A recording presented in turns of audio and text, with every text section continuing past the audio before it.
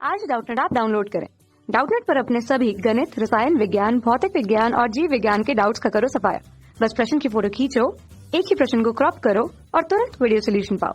अभी डाउनलोड करें। हेलो दोस्तों, हमारा प्रश्न है 40 सेंटीमीटर वक्रता त्रिज्या वाले उभयावतल मतलब द्वि अवतल तथा उभयोत्तल द्वि उत्तल लेंस संपर्क में रखे हैं। लेंसों के अपवर्तनांक क्रमशः 4/3 तथा 3/2 है। संयुक्त लेंस से 45 सेंटीमीटर दूरी पर रखी वस्तु के प्रतिबिंब की स्थिति तथा प्रकृति ज्ञात कीजिए। ठीक है, तो हमें बोला जा रहा है कि एक हमारा क्या है, द्वि अवतल और द्वि उत्तल लेंस है। ठीक है, तो मान लेते हैं ये हमारा क्या है, द्वि उत्तल।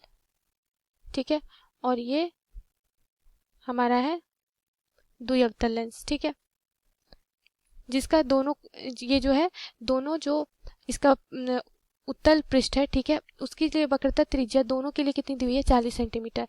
मतलब अगर हम इसके लिए R1 लिखें तो ये क्या हो जाएगा, 40 सेंटीमीटर। ठीक है, ये प्रधान अक्ष है। ठीक है, तो इसके लिए अगर हम देखें तो चिन्ह के हिसाब से ये हमारा क्या होता है, धनात्मक, और बाईं तरफ ऋणात्मक। ठीक उसी प्रकार ये धनात्मक और ये ऋणात्मक।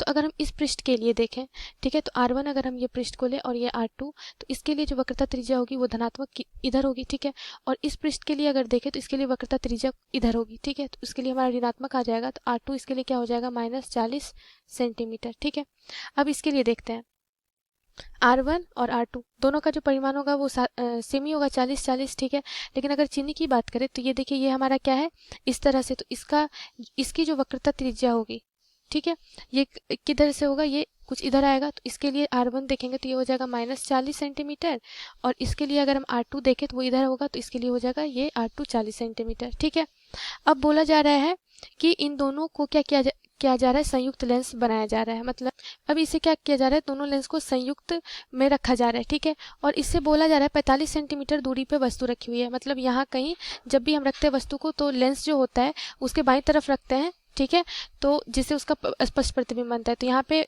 कोई वस्तु रखी हुई है जिसकी जो दूरी है वो 45 सेंटीमीटर है। ठीक है, लेंस से। तो अब बोला जा रहा है कि इसकी स्थिति तथा प्रकृति ज्ञात कीजिए। तो सबसे पहले हमें दोनों लेंस के लिए, ये जो संपर्क में रखे हुए हैं उनके लिए अलग अलग हमें क्या निकालना होगा, फोकस दूरी। तो हमारे पास सूत्र होता है, अगर हम यहाँ पे द्वि उत्तल के लिए देखें, द्वि उत्तल लेंस के लिए पहले अलग अलग फोकस दूरी निकालेंगे। तो इसके लिए हमारे पास फॉर्मूला हो जाएगा 1/f1 लिख लेते हैं। ठीक है, 1/f1 बराबर क्या हो जाएगा, μ-1 इंटू 1/r1 माइनस 1/r2। ठीक है, तो पहले के लिए हमें दिया हुआ है अपवर्तनांक, जो उत्तल द्वि उत्तल के लिए दिया हुआ है वो 3/2 दिया हुआ है। ठीक है, तो ये यहाँ से आ जाएगा 1/f1 बराबर ये कितना है, म्यू 3/2, 3/2 -1 इंटू 1/r1 कितना है, 40 माइनस 1/r2 -40 है। ठीक है, तो यहाँ से क्या हो जाएगा, 1/f1 बराबर ये हो गया 2, ये हो गया 3 माइनस 2। ठीक है, इंटू ये हो गया 1/40 जोड़ 1/40। तो यहाँ से 1/f1 बराबर आ जाएगा 1/2 गुने ये क्या आ जाएगा, 2/40। ठीक है, तो यहाँ से f1 बराबर कितना आ गया, 40 सेंटीमीटर। ठीक है, अब द्वि अवतल के लिए निकालते हैं। द्वि अवतल लेंस के लिए अगर इसकी हम फोकस दूरी f2 माने, ठीक है, तो ये हो जाएगा 1/f2, सेम फॉर्मूला यूज होगा, ये हो जाएगा μ-1 इंटू 1/r1 माइनस 1/r2। ठीक है, तो यहाँ से म्यू का मान द्वि अवतल के लिए कितना दिया हुआ है, 4/3। तो ये यहाँ पे हो जाएगा 4/3 माइनस 1 इंटू 1 इसके लिए R1 कितना है, ये हो जाएगा R1 -40 और R2 40। तो ये हो गया 1/-40 माइनस 1/40। ठीक है, तो यहाँ से 1/f2 बराबर हो जाएगा 3, 4 माइनस 3 इंटू ये हो गया -1/40 माइनस 1/40। ठीक है, तो 1/f2 बराबर हो गया 1/3 गुने ये कितना हो गया, 40 माइनस 1।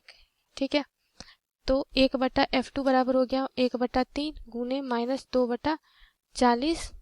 तो यहाँ से ये 2 से कैंसिल आउट हो जाएगा। तो 1/f2 बराबर कितना हो गया, 1/-60। तो f बराबर कितना आ गया, यहाँ से f2 बराबर कितना आ गया, यहाँ से -60 सेंटीमीटर के बराबर। ठीक है, F2 हमारा क्या आ गया, -8 सेंटीमीटर के बराबर। चूंकि अब क्या क्या गया है, इन दोनों को क्या रखा गया है, एक साथ रखा गया है, ठीक है।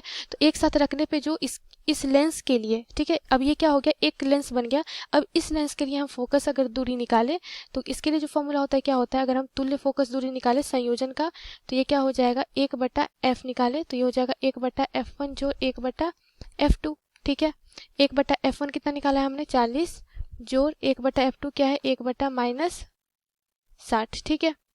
तो यहाँ से 1/f बराबर कितना हो गया, 1/40 माइनस 1/60, ठीक है। तो यहाँ से 1/f बराबर हो गया, ये हो जाएगा यहाँ से 120, ये हो गया 3 माइनस 2, ठीक है।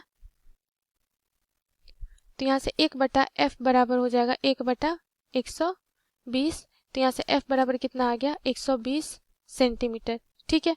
मतलब तुल्य जो संयोजन के बाद जो फोकस दूरी आ गई वो कितनी आ गई, 120 सेंटीमीटर के बराबर, ठीक है। चूंकि यहाँ पे ये जो फोकस दूरी है वो क्या आ रही है, धनात्मक आ रही है, तो ये किस तरह, ये जो हमारा संयोजन किया हुआ है, ठीक है, ये दोनों लेंस का ये किसकी तरह कार्य करेगा, उत्तल लेंस की तरह कार्य करेगा, ठीक है। और इसकी फोकस दूरी कितनी आई है, 120 सेंटीमीटर के बराबर। अब हमें f पता है और u पता है, ठीक है, तो इसे हम v निकाल लेंगे, ठीक है। तो यहाँ से लेंस सूत्र से जाएंगे, 1/v माइनस 1/u बराबर 1/f, ठीक है। तो 1/v अगर हम निकालेंगे तो ये हो जाएगा 1/f जोड़ 1/u। तो मान रखते हैं इस पे, 1/f हो जाएगा 1/120 जोड़ 1/-45, ठीक है, क्योंकि बाई तरफ रखे हैं। तो 1/v बराबर हो जाएगा 1/120 माइनस 1/45, ठीक है। तो यहाँ से इसे जब हल करेंगे तो ये आ जाएगा 1/v बराबर, ये आ जाएगा -1/72, ठीक है। तो यहाँ से v निकालेंगे तो v बराबर क्या आ गया, यहाँ से -72 सेंटीमीटर, ठीक है। तो प्रतिबिंब की स्थिति अगर हम लिखे तो माइनस हो रहा है, मतलब प्रतिबिंब कहीं हमें यहाँ पर अगर हम देखें तो कहीं हमें क्या मिलेगा, 72 सेंटीमीटर की दूरी पे लेंस के बाईं तरफ, ठीक है, यहाँ पे आई। और इसकी प्रकृति क्या होगी, चूंकि ये उत्तल लेंस है तो उत्तल लेंस द्वारा जो बना प्रतिबिंब होता है वो क्या होता है, आभासी और सीधा, ठीक है। ये हो गई स्थिति और ये हो गई उसकी प्रकृति। धन्यवाद। कक्षा 6 से 12वीं से लेकर नीट, IIT, JEE वो एडवांस के लेवल तक 1 करोड़ से ज्यादा छात्रों का भरोसा। आज ही डाउनलोड करें डाउटनेट ऐप या व्हाट्सएप करें अपने सारे डाउट्स 8400 400 400 पर।